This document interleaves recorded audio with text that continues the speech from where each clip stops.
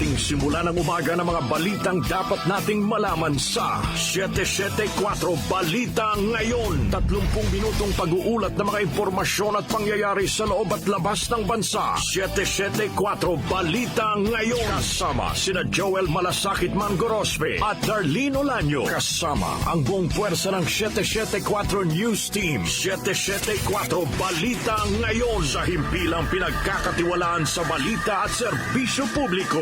DWWW 774, your ultimate news and music radio. At ngayon, narito ang inyong tagapagbalita.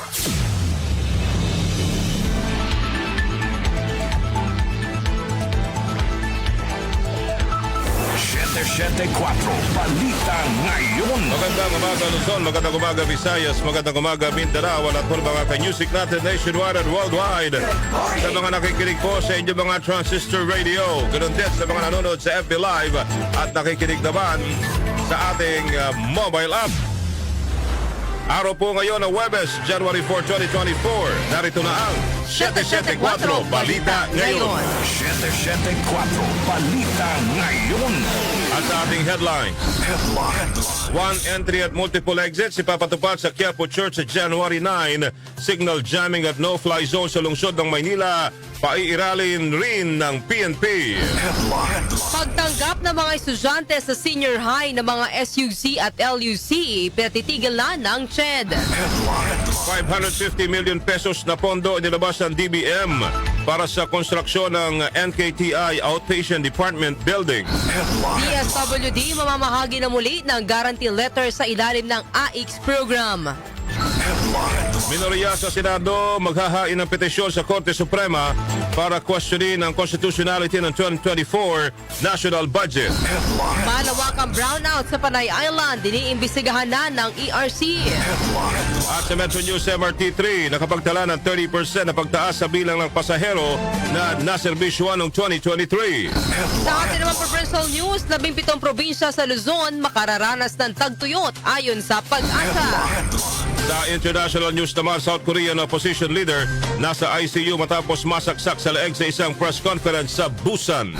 Sa ating naman sports alert, Korean Basketball League fans nagprotesta hinggil sa mahinang sanction na ipinataw ng KBL sa naging injury ni Anyang KGC Filipino import Renz Abando.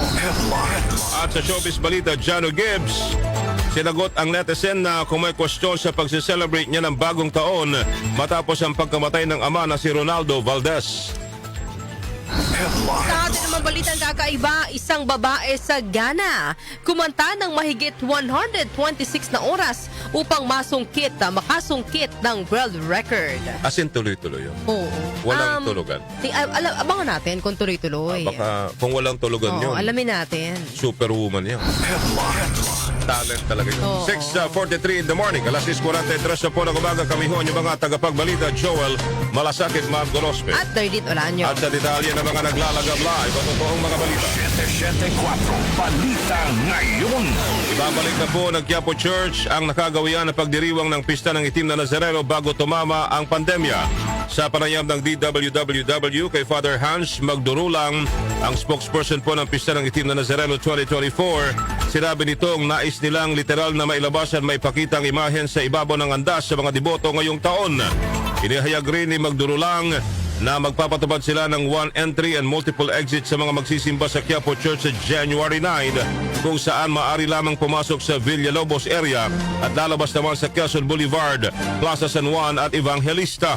Pinapayuan din po ni Father Magdurulang ang mga deboto na sundin pa rin ang minimum health protocols at hanggat maaari ay huwag nang magsama ng mga bata, nakatatanda at may sakit. Sa mga nais mo magsimba sa simbahan ng Quiapo sa piyesta, ang pasok lamang po natin ay sa Villalobos area. Okay. Doon po sa Villalobos side lang po. At asahan po nila meron po tayong checkpoints. Kaya para po sa mga gamit, huwag na po magdala ng malalaking gamit to, At saka po yung mga sobrang bata na siguro nasaksayan niyo po ito dati na minsan pati sanggol, nadala pa po, no? So pinapakiusapan po namin yung mga kadeboto natin na may mga sobrang senior na po, mahihirapan, mga bata at yung mga may sakit po ay wag na po tayo sigurong makipagsiksikan. At yung binanggit ko pong exit, na meron tayong multiple exit sa Quezon Boulevard, sa Plaza San Juan, sa Evangelista. Kaya po, asahan din po ninyo bilang patuloy natin pagsuporta naman sa kagawaran ng kalusugan. We strongly advise everyone pa rin po mga kadeboto na panatilihin natin yung ating minimum health protocols po, no? Yung pong mga pupunta sa simbahan, lalo na kung hanggat maaari yung mag-face mask. Inaasahan na po milyong-milyong deboto ang dadagsa sa Quiapo Church ngayong taon, gaya ng naitala noong December 31 hanggang January 10, 2020 na pumalo sa 22 milyong mga deboto. 774 Balita Ngayon. Magpapatupad ng signal jamming at no-fly zone sa lungsod ng Maynila sa January 9 o sa mismong araw ng traslasyon ng Itim na Nazareno. Ayon kay PNP Chief General Benjamin Acorda Jr., walang oras na ibinigay kung kailan magsisimula at magtatapos ang signal jamming at no-fly zone dahil nakadepende ito sa threat assessment na ipararating sa Director ng National Capital Region Police Office. Dagdag pa ni Acorda, kasama ito sa mga tinalakay sa isinagawang security cluster meeting sa Malacanang kahapon kasama ang iba't ibang ahensya ng pamahalaan. Kasunod dito, sinabi ni Acorda na ipinag-utos ni Pangulo Ferdinand Marcos Jr. na tutukan at tiyaking magiging ligtas, tahimik at mapayapa ang pagdaraos ng traslasyon 2024. 774 Balita Ngayon. Samantala po naman, simula ngayong taon ay hindi na raw ho tatanggap ng senior high school ang lahat ng state universities at colleges sa bansa. Sa memorandum na inilabas si Commission on Higher Education o CHED Chairman Prospero de Vera, nakasaad na naglaps na ang authority ng mga SUC at local universities and colleges o LUC na maging bahagi ng basic education sa pamamagitan ng senior high school program. Inihayag pa ng CHED na nasa transition period lamang o hanggang school year 2020-2021 lang dapat ang pakikibahagi ng mga SUC at LUC sa senior high school program, ngunit napalawag ito dahil sa pandemya. Nilinaw naman ni De Vera na ang pinatitigil nila ay ang pagtanggap ng bagong senior high school students, pero ang mga kasalukuyang nasa grade 11 na ay patatapusin ng grade 12. Sinabi rin ni De Vera na naglabas na rin ang Department of Education ng isang notice na hindi na pagkakalooban ng government assistance ang grade 11 applicants sa mga SUC at LUC. Gayunman, tiniyak ng DepEd na kakayanin ng mga public schools sa tanggapin ng mga mag-aaral na hindi natatanggapin sa mga SUC at LUC at may ibibigay pa rin silang voucher sa mga nais pumasok sa private schools. 774 Balita Ngayon. Inaprubahan na ng Department of Budget and Management o DBM ang paglalabas ng Special Allotment Release Orders o SARO na nagkakahalaga ng 550 million pesos para sa konstruksyon ng Outpatient Department o OPD building ng National Kidney and Transplant Institute o NKTI.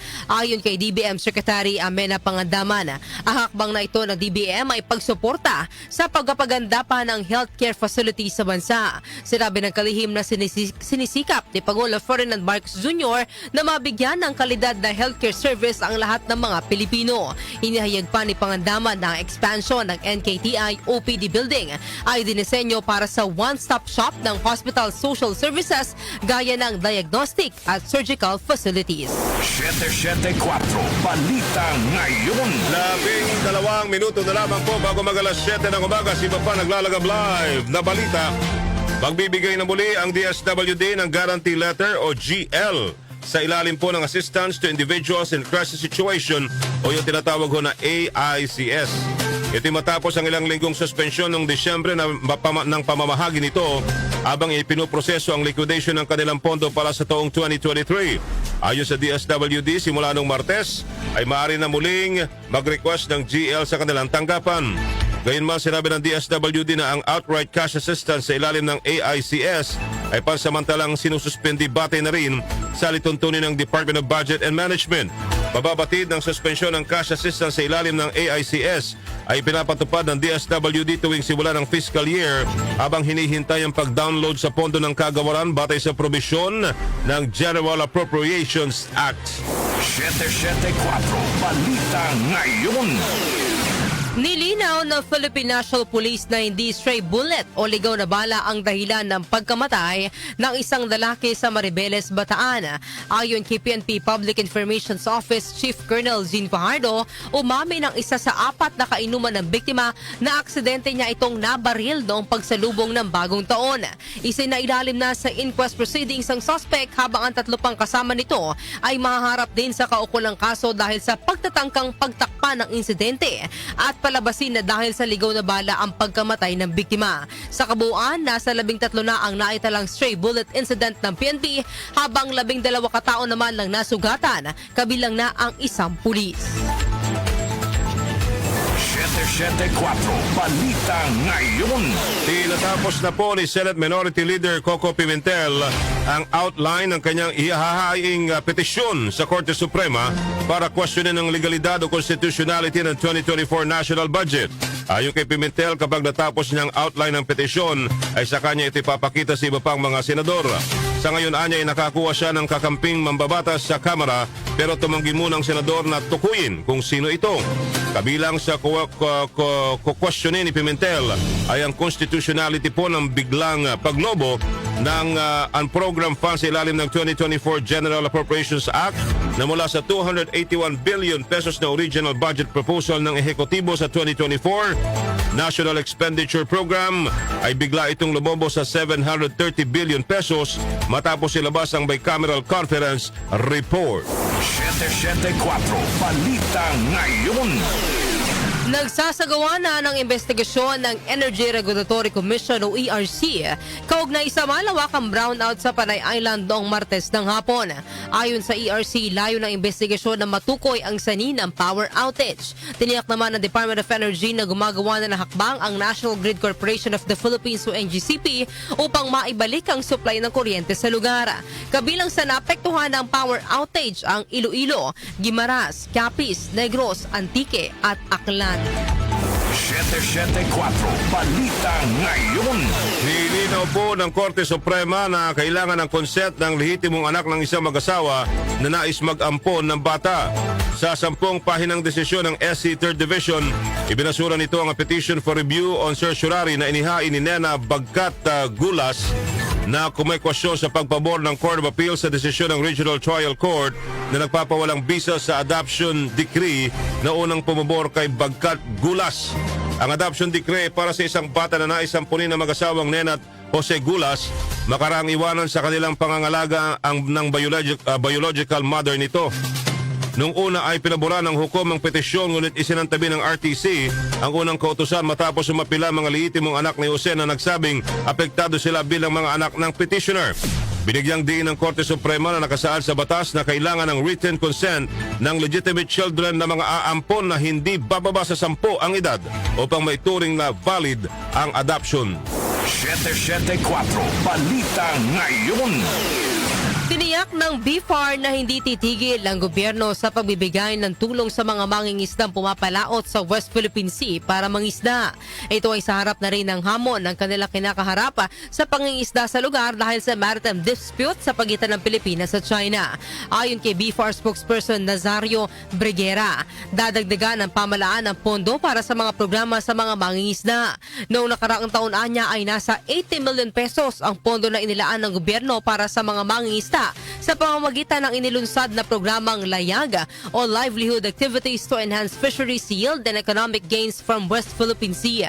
Samantala, sinabi rin ni Briguera na itutuloy din ngayong taon ang pamamahagi ng fuel subsidy para sa mga mangingisda. Maliban dito, sinisikap din anya ng pamalaan na magkaroon ng sapat na post-harvest facilities ang mga small-scale fisher folks upang mapreserba ang kanilang huli at maibenta sa tamang presyo. 774 Balita Ngayon. May 7 minuto pa bago mag-alas 7 ng umaga. Balita muna tayo mula sa 774 News Team. 774 News Report. News Report. Board committees ng Maharlika Investment Corporation nagpulong na sa kauna-unahang pagkakataon. Detalye po ihahatid ni Rhea Mamogaysu. Naisagawa na kahapon ang unang beses na pagpupulong ng mga board committees ng Maharlika Investment Corporation.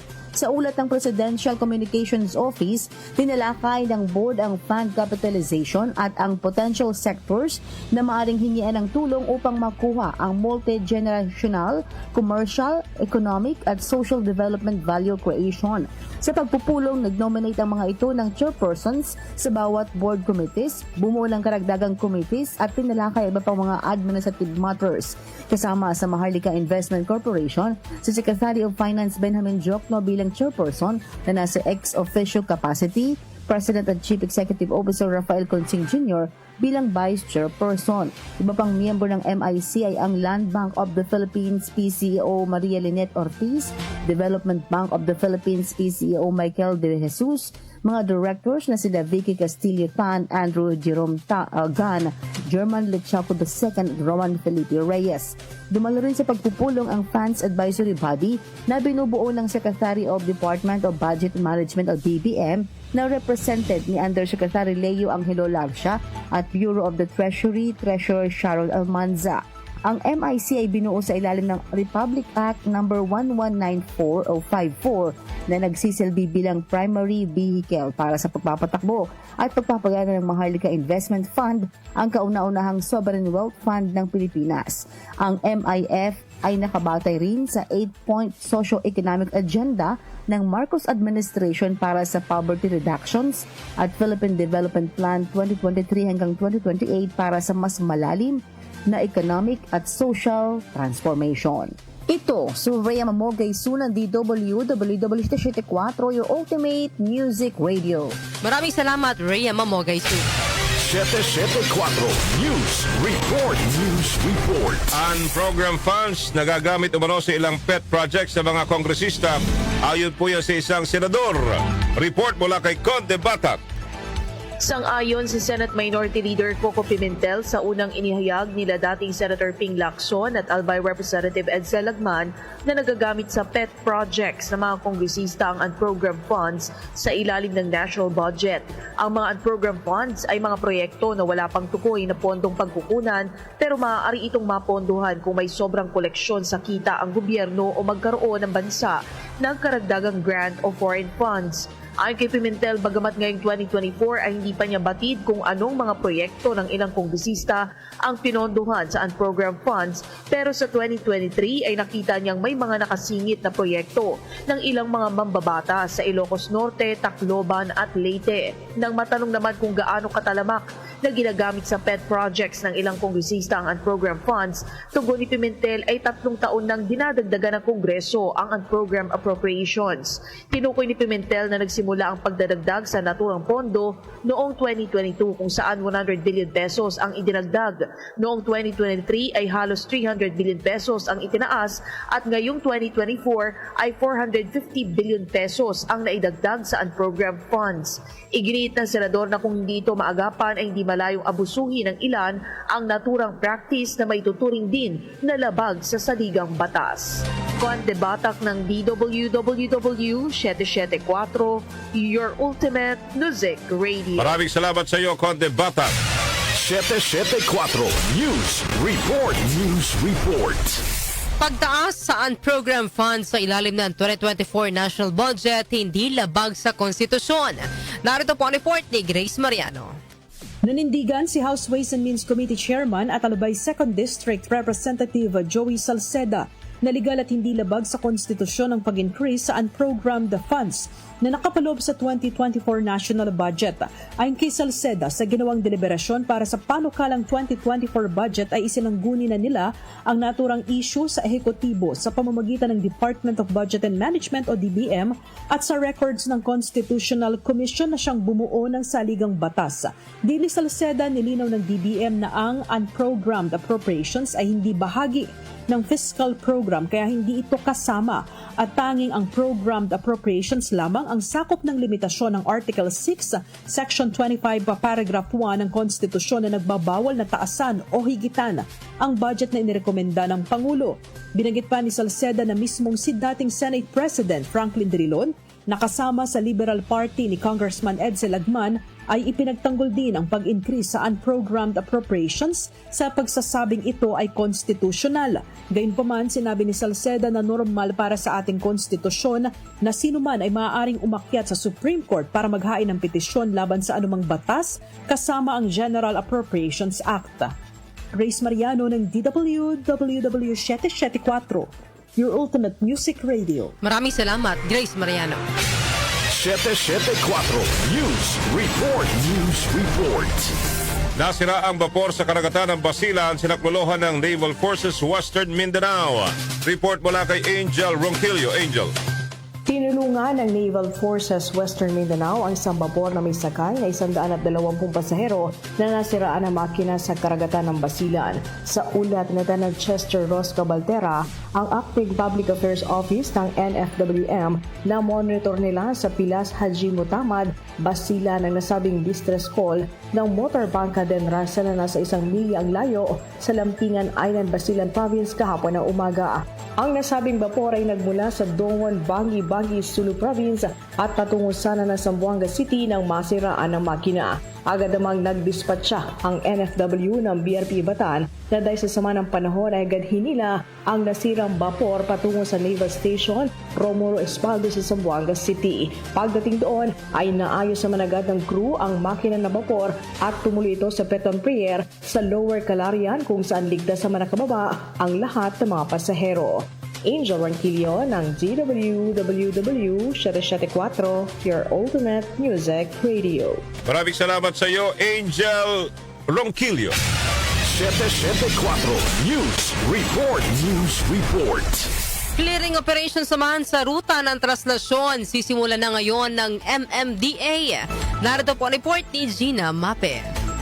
Darlene at Joel magsasagawa ng clearing operation sa ruta ng Black Nazarene Grand Procession o Traslasyon na itinakda sa Martes, Enero 9 ang Metro Manila Development Authority.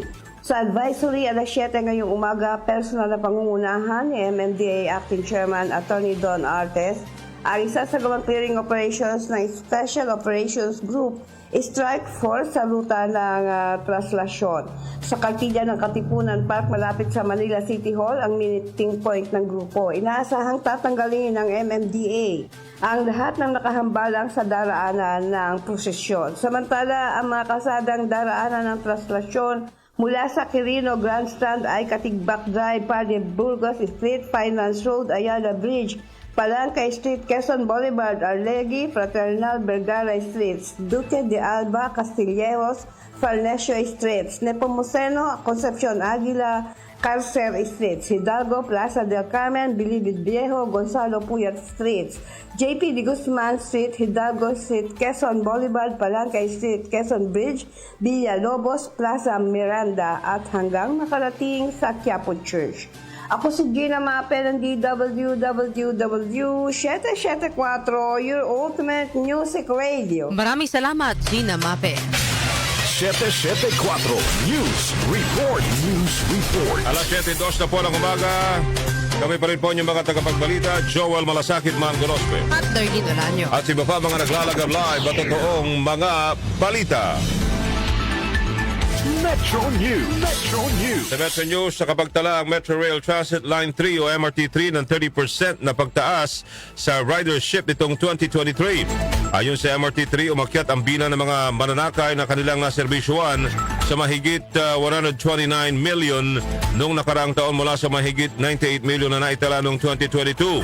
Lumobo rin ang average daily ridership ng MRT3 sa mahigit 357,000 na mas mataas ng higit 30% kumpara sa mahigit 273,000 na record nito noong 2022. Samantala nakapagtala rin ang LRT2 ng record high na mahigit 49 million na pasahero na naserbisyoan noong 2023. Ito na ang pinakamataas na bilang ng ridership ng LRT2 mula nang tumama ang pandemya. Metro News. Metro News.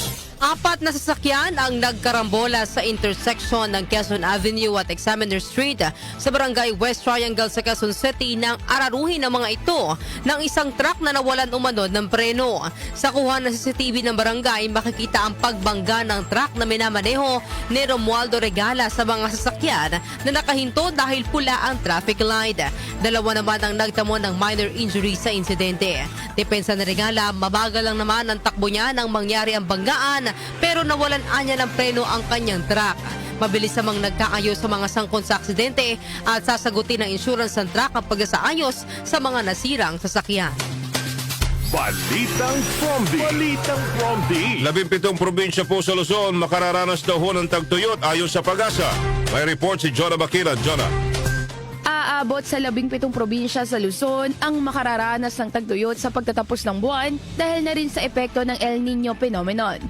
Ayon kay Pag-asa, Officer in Charge Nathaniel Servando, ang mga apektadong probinsya ay ang Benguet, Ifugao, Kalinga, Apayao, Mountain Province, Ilocos Sur, La Union, Pangasinan, Cagayan, Nueva Ecija, Nueva Vizcaya, Pampanga, Tarlac, Batangas, Cavite, Oriental Mindoro at Palawan. Sinabi ni Servando na ang dry condition ay maaaring maranasan sa Spratly Islands habang ang dry spell ay mararanasan sa Abra, Ilocos Norte, Isabela, Quirino, Bataan, Bulacan, Zambales, Aurora, Occidental Mindoro at Metro Manila.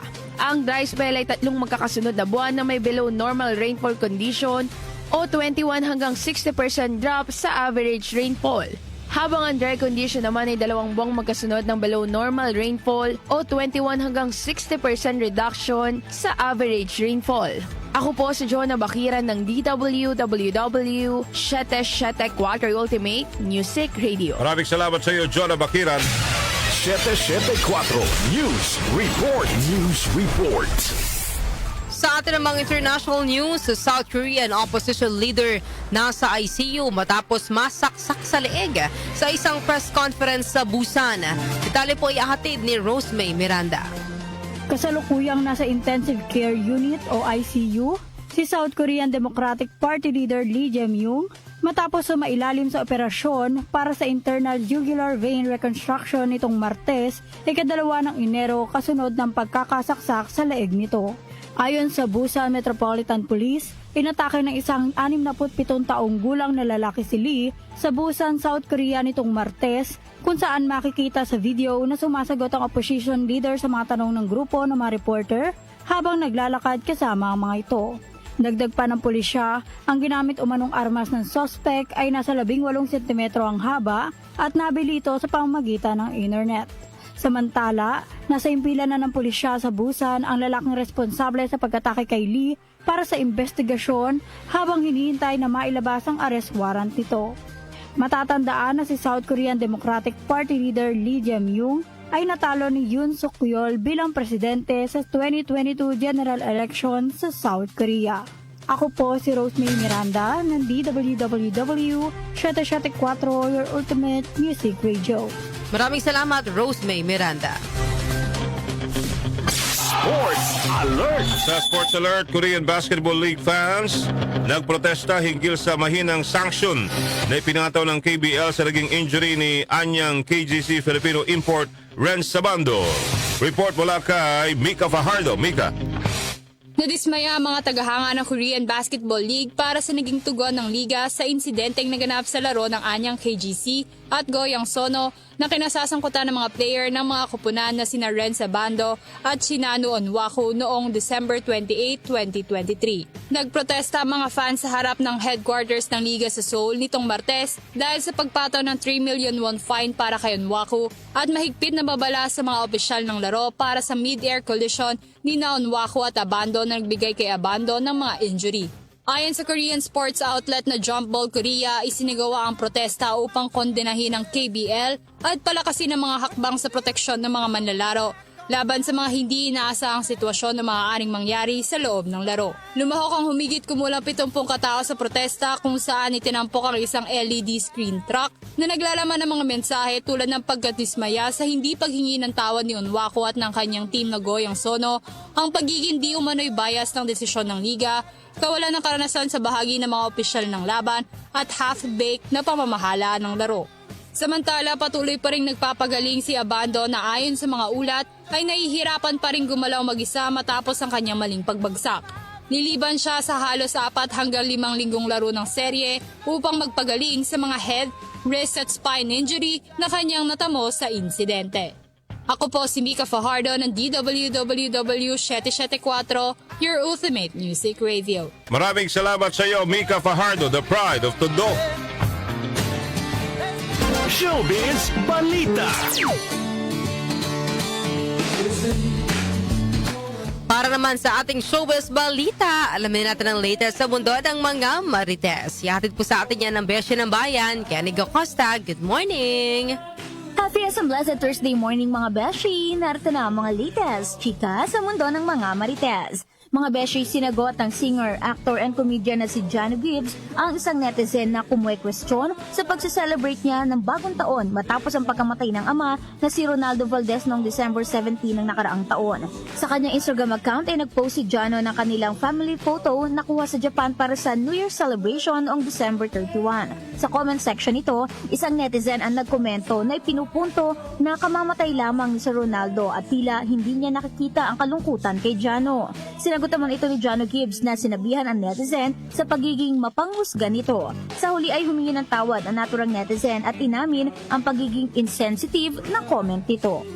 Samantala, inamin naman ng kapuso actor na si Alden Richards na napapagod na siyang ipagtanggol ang sarili sa mga taong patuloy na kumukwestiyon sa kanyang sexual orientation.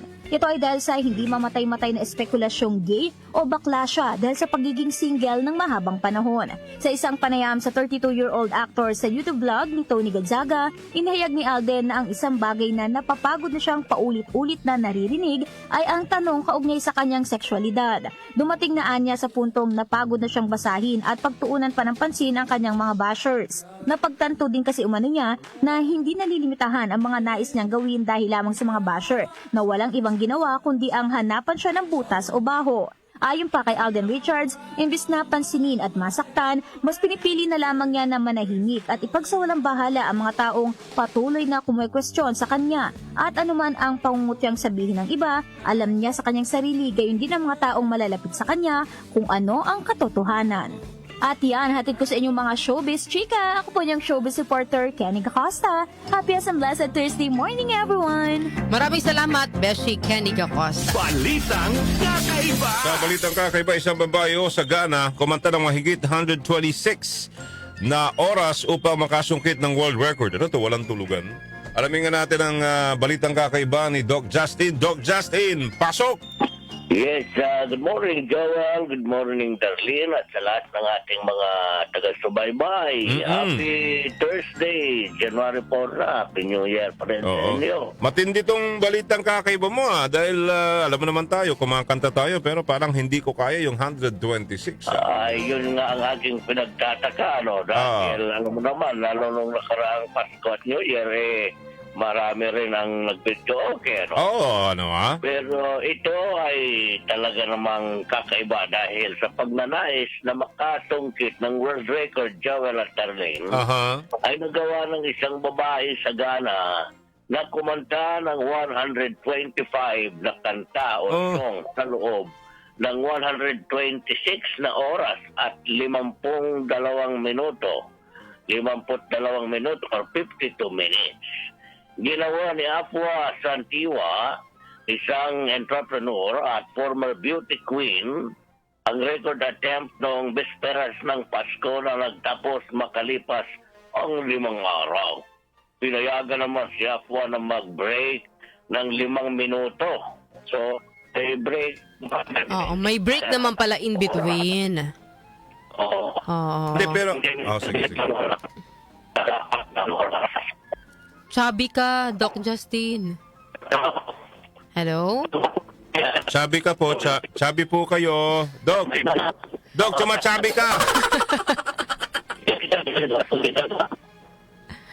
Hello, Doc? Putol-putol, hindi namin maintindihan.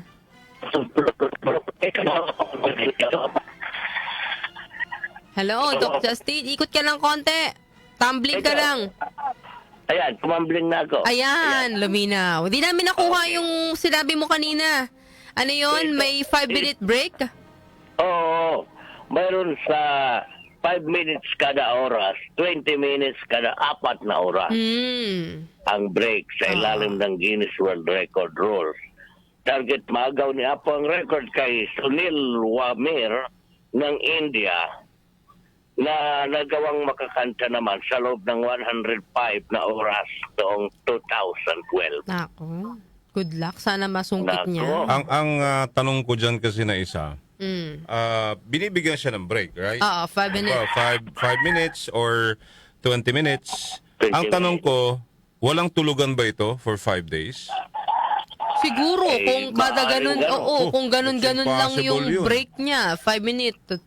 Or baka doon siya umidlip. Umiidlip siya siguro sa 5 minutes. Sa 5 minutes or 20 minutes? Oo.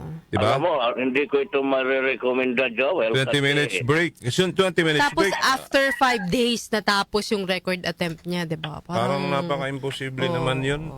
Posible kung kaya niyang hindi matulog ng ano? Baka nga paidlip-idlip lang siya within 5 minutes. Hindi kasi sabi niya dito, 5 minuto kada oras o 20 minutes break kada 4 na oras.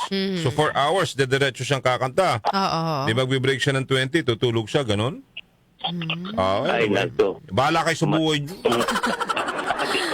Good luck na lang sa Good luck kanya na lang kung sa nasungkit niya ang world record. Hindi ako pabor sa ganyan yung hirapan mo yung nagiging robot ka Hindi rin naman. kami pabor na chubby Hindi ka. ka rin pabor na chubby ka. Hindi namin maintindihan. Sumachabi ka eh. Sumachabi ka. Tumbling ulit, tumbling. Tumbling. Tumbling na ako. Ayan, malinaw na. Ayan. Oh. Ngayon, mayroon dito sa akin nagtanong. Doc Justin, sino daw ba ang nagdedesisyon ng mga color sa New Year? Oo nga. Kasi bakit may mga pala desisyon? May iba gusto pink, gusto blue. Totoo yan. Ito kasing color of the year. Ay binabase na ito darlin sa Pantone Color Institute. Oh. No? Itong Pantone Color Institute, originally created, sila ang nagkuhan para sa mga Color of the Year educational program. No? Noong 1999, para magkaroon ng mga... Kaya napansin mo ang color ay medyo combination na. Hindi na yung mga primary color lang. Oo, totoo. May combination. Kagaya ngayon, parang ano ba ang tawag ngayon sa Peach color? fuzz. Ha? Peach fuzz. Oh, dati, ang alam ko, orange yan eh. Oo nga eh. Ano siya, para siyang orange na may pagka-pink. May pagka-pink na, may combination na, ano? Yung mga kulay natin. Pink fuzz. Sige. Basta Peach fuzz. Peach fuzz. Anong spell mo nga yung fuzz? F-U-Z-Z. Fuzz. Akala ko fuzz. Fuzz. Tsaka mayroon din yung color green. Ano ba yan? Emerald green. Iba pa daw yung color of the year sa Lucky Colors. Lucky ko. So, ang color of the year is peach fuzz. Pero ang Lucky Colors ay yun nga, Of the emerald green and may red pa, tapos may yellow. Ito namang Lucky Color, ang nagkuhan yan, nag-suggest yung mga pongsoy experts, yung mga naniniwala sa mga... Tanungin niyo si Ray Aguilar kung naniniwala siya sa sa yung Lucky Color. Kasi may ilig siya sa black eh. Oo. Bakit iba yun? Ewan ko sa kanya. Tingnan natin. Pero ang sa akin lang, sa totoo lang, yung mga prutas ngayon na inipon ng New Year, bulok na. Hindi na naman nakain eh. Kaya nga. Nandun sa kalamisa na bulok na ang iba. Ayan ang malas. Nagsasayang. Ay, by the way, Yung mga pamahiin noong New Year, ayan ay mga gabay lang. Kung tamad tayo, wala pa rin tayong atensyon totoo na buwan. Nakikinig pala si pare. Pakinggan natin ang sipag at tiyaga. Nakikinig pala si paring Eddie Mendoza natin. Magaling na cameraman at yung reporter niyang poging-pogi. Si Eddie. si Hani ng Bayan, Hannibal Talete, Happy New Year, Hani. Hani. Tsaka si Mayor Noel Martinez. Sabi niya, Oy. expert daw dyan si Hannibal sa mga kulay-kulay. Very good. Gusto ba maging makulay ang buhay mo? Uy, hindi pero ano to talagang naghahanap ako ng ano ngayon. Kasi yesterday, when the moon was young, hindi, nagbago ang zodiac sign. Sabi nga. Di ba ako, Virgo ako? Oo. Yung pinanganak ng Virgo, tinamaan ako ngayon ng zodiac sign na Leo. Leo ka Naging na? Leo, oo.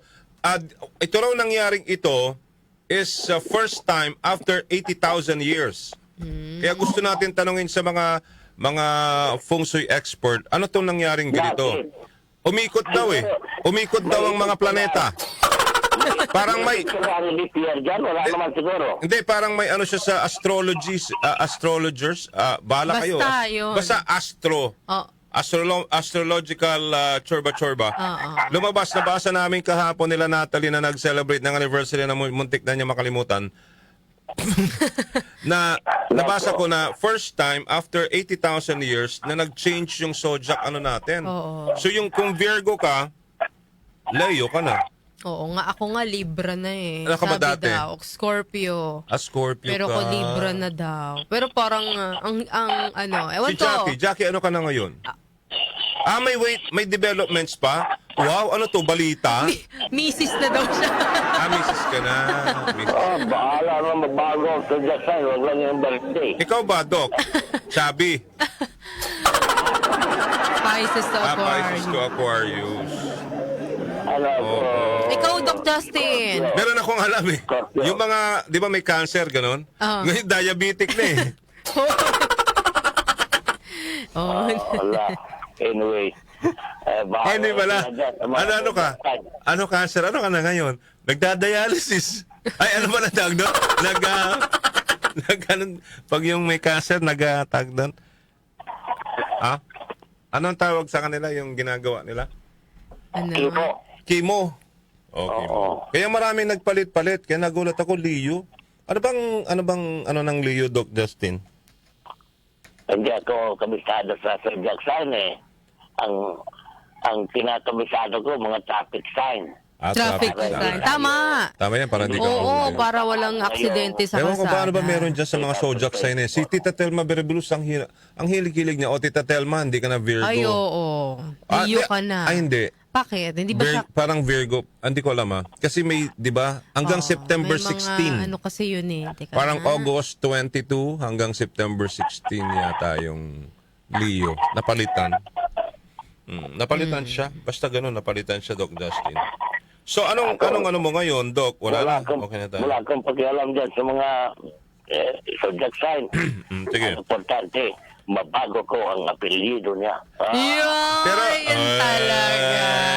Pero may anong year ka? Year of the Buffalo. Year of the... Hindi, mahirap. Anong year ka? Panda. Year of the... Panda. Yung mga animal zodiac sign ba tawag doon? Bakit hindi sinama ang bear? Alin? Panda, di ba? Year of the panda, parang gano'n. Ano sa'yo, Doc Justin? Year of the cat. Horse daw siya. Hindi halata, Hindi halata. Nawawala ka na nga. O, sige na nga, babay ka na, nawawala ka na. Sumachabi ka talaga. Ito yung bago tayo mag-break ang pagkakasama ng Ophiuchus Echos at Cetus. Ano yung mga Cetus na yan na nagpapabago sa kasalukuyang 12 zodiac? Ayan, Signs. Aries pala, April 18 to May 13. Ang Taurus ngayon ay May 14 to June 19 na. Ang Gemini, June 20 to July 20. Ang Cancer, nagpapakay mo. July 2 to August 9. Ang Leo, August 10 to September 15. Virgo pa rin si Telma Verabelu, September 16 to October 30. Ang Libra naman, bago na rin ngayon, October 31 to November 22. Ang Ophiuchus ba yan? Ophiuchus? Ay, may ganon? May bagong Ophiuchus. ano? Meron nga, yung sinasabi ko Oo. sa'yo. November 30 to December 17, yung Ophiuchus. Ophiuchus. Ang Sagittarius naman, December 18 to January 18. Ang Capricorn, January 19 to February 15. Ang Aquarius, February 16 to March 11. Ang Pisces naman, March 11 to April 18. O tulad ni Mama Olive. Paano yun yung 2 March 11? Ang Cetus, March 28 to March... Isang araw lang?